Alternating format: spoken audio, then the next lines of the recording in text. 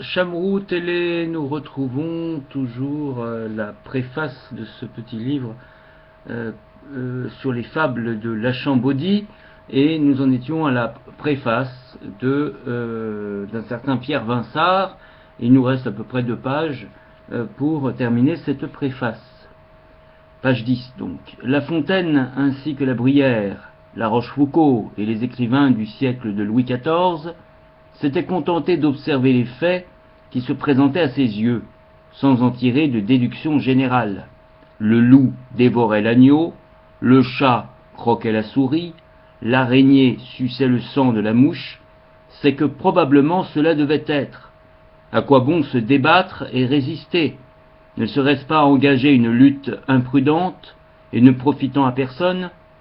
Tout ce qu'on osait avancer d'un peu hardi au point de vue philosophique ne pouvait aller plus loin que d'affirmer que les petits étaient la pâture et le jouet ordinaire des grands, et à engager les êtres simples et candides à ne pas se laisser prendre à la glu des gens d'esprit. Quant à espérer un ordre nouveau où ces iniquités disparaîtraient, il n'y avait peut-être que Fénelon qui osât y songer.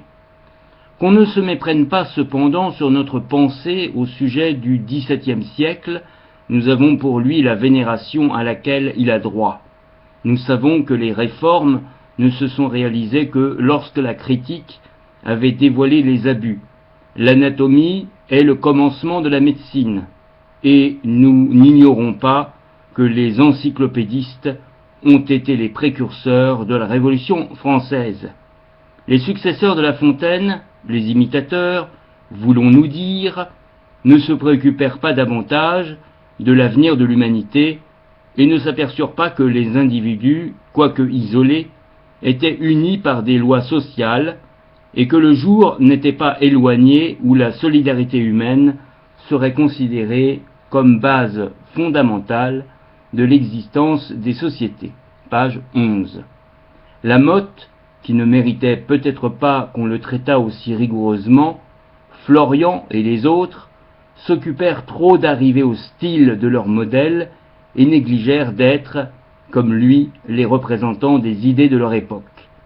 Monsieur Lachambeaudie, et c'est là son principal mérite, étant pénétré des principes qui renouvelleront la face de la civilisation et donneront à tous une part de bien-être, a voulu populariser ces vérités que nul esprit de bonne foi ne peut maintenant contester.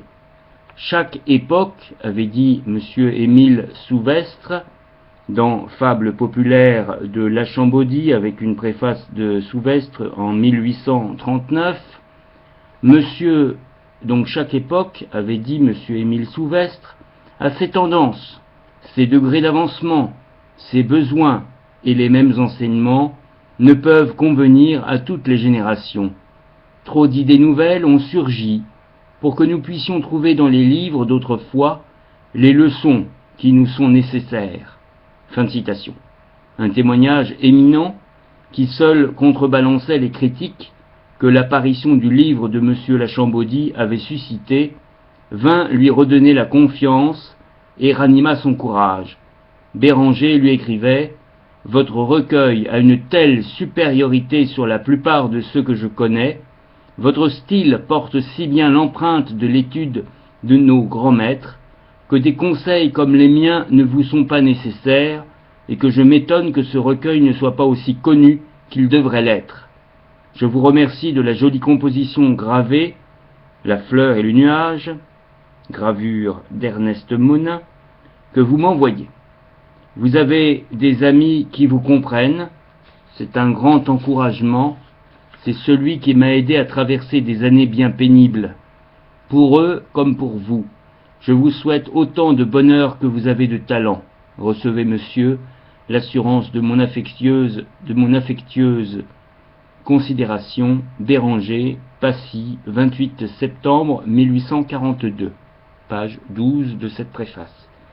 Si la muse de M. Lachambeaudie est triste, mélancolique, c'est que ce fabuliste, parlant au nom du peuple et s'adressant souvent à lui, a compris ce que le prolétariat a de douloureux. c'est qu'il a vu qu'en ce monde, il ne suffit pas d'avoir un talent original, élevé, pour que le bonheur vienne nous rafraîchir de son souffle. Il sait que la poésie peut consoler quelquefois, mais qu'elle est souvent aux prises avec la réalité, et que cette dernière a de puissantes armes pour la vaincre. Qu'il se rassure pourtant, rien de ce qui élève l'âme, rien de ce qui agrandit et purifie la pensée ne saurait périr. D'Homère à Milton, de Sophocle à Corneille, de Plaute à Molière, d'Ésope à La Fontaine, il y a de nombreux siècles d'écoulés, et néanmoins, chacun de ces génies immenses a su conserver à l'art sa splendeur et sa majesté. L'art s'est transformé, mais il ne pouvait mourir, il est éternel. Béranger n'a-t-il pas ressuscité la chanson? Oui, tant qu'il y aura des douleurs ou des joies à exprimer, tant que le cœur de l'homme contiendra de ces mystères que la poésie seule révèle, l'art restera impérissable. Pierre Vinsart, fin donc de cette préface, page 12, et nous pouvons passer éventuellement aux fables, on pourrait passer aux fables, mais je pense qu'avec cette préface, ça peut peut-être détourner plus d'un des fables, donc nous irons directement aux fables dans une autre plage, donc une autre vidéo. La belle vie, à bientôt sur Chamrou Télé.